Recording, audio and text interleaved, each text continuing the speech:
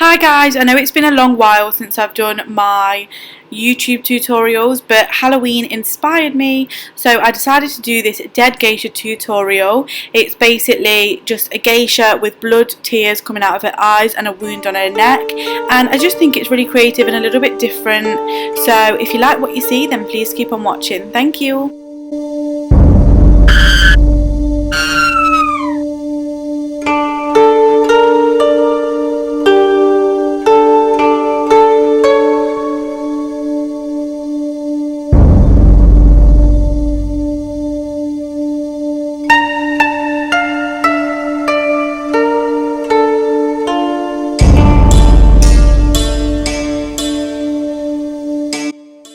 So the first step is to use this glue stick to stick down your brows. You guys can use any type of Pritt stick or even a bar of soap, and this just helps to make sure every little hair is stuck down so my eyebrows are flat, ready to be painted over. So after putting the glue on, it's always helpful to make sure you leave yourself a little bit of time just to make sure it's all dried and all pressed down so it doesn't start crumbling off when you start to paint over them. Now that I've let this dry, I'm just going to go in with some cheap Tesco Halloween themed white face paint, and I'm just going to put that in little blobs all over my face, and then I'm going to use a flat foundation brush to spread this and go all over it. And because I experienced some difficulties with creating an even layer, and because the face paint kept crumbling, I actually throughout the video reapplied it and relayered it a couple of times throughout it, and also because my camera battery kept going out, but oh well. So as you can see, I'm making sure to make sure I go over my eyebrows. This is clearly covering quite well, and you can't see the colour of my brows that well, but you can slightly see the fact that I have hairs underneath the white paint, which is fine. And I'm just making sure to cover everywhere, under my eyes, in the corner of my eyes, my lips, everywhere, and go as low down as the neckline of your outfit that you've chosen to wear will allow you to. So just make sure you cover all of that bit and be sure to leave it to dry for just a little while, and even set it if you can. So I've done my research on geisha girls, and as far as I have seen, they usually paint their eyebrows red and then darken them up a little bit. My battery went, so you will see how it just cuts out and then I all of a sudden have a perfect brow. Ta-da! They usually have quite straight brows, but I've gone in and kind of done a little concerned brow, and then I'm going to match that on the other side, and I'm just using this angled brush, and I'm starting off with red face paint, and really gently, because it's on a white blank canvas, really gently just drafting out the lines and then just making it turn up as you come towards the centre of the brow. Not the centre, the beginning of the brow, as you can see. And it takes a bit of time, but imperfection is fine because it's just Halloween.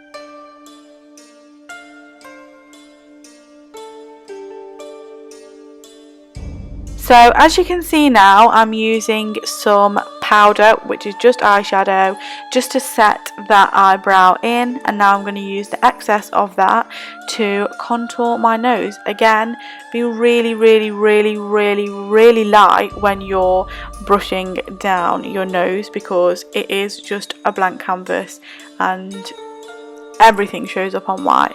So I'm just going down the natural bridge of my nose and just gently, very lightly, just buffing downwards.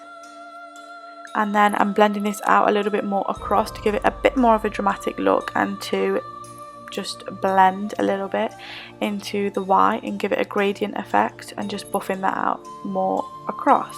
Now for the eyes, geisha girls, again, they have a little bit of red in the inner corner, which I'm doing right now with red lipstick, actually, don't judge me. And then they also have like a kind of really thick blob of wing in the outer corner, and then it's kind of joined in the middle by black eyeliner. So I'm going ahead and doing that. So I'm creating the sort of round shape on the outer corner of my eye, and then bringing that in just to the center point of my eye on the bottom. And I'm also going to do the same and bring it a little bit up the top, but not as far as I have done on the lower lash line. I'm going to repeat this on the other side, And again, I'm still using lipstick for this because I've thought it's the brightest, most popping, bold red that I have. And again, I'm bringing that in from the lower lash line. And next, I'm going to use some black gel liner by Maybelline to just create the black line that joins the two red areas together across the upper lash line. I'm actually using a liquid liner brush for the gel liner. Please don't judge me again. This is all old makeup that I use for Halloween tutorials anyway.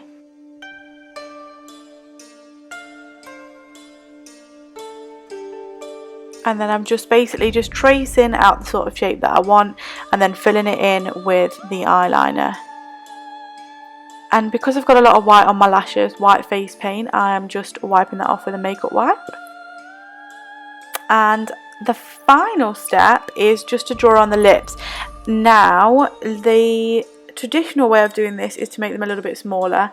I tried that, but my lips are a little bit dodgy and one side is smaller than the other, so I experienced some difficulty in doing that, so they kind of turned into small lips to big lips. Typically they usually have a smaller top lip and a little bit of a bigger bottom lip, but I just did and worked with whatever I could do at that point in time because it was stressful. And now for the bleeding tears. I've used these little blood capsules from Asda and they were dead cheap, £2, and it's nice and gloopy, not too drippy, and I'm just bringing that downwards just to create a tear-like effect. One already dropped tear that didn't come straight from the eye, and then I've done that on both eyes, put it along the lash line as well, as you can see. But please, please, please don't get it in your eye because I can imagine that would be a stressful situation. So for the blood tears, for the ones that I've already dripped off, I go in a minute and kind of just blend them in a little bit to create a more of a messy look, to look like I've been crying for a long time. Feel free to tailor this blood part to yourself and how you think is most appropriate, because I actually have done this for the first time in this video itself. I've never used fake blood before. So yeah, feel free to change it up a bit. Off camera, I also added a blood slash across my neck to make it look like I'd been sliced and stabbed. It's just added a little bit more effect to the whole dead geisha idea. And there we have it really. So I hope you enjoyed this tutorial and hope to see you on the next one. Thanks for watching.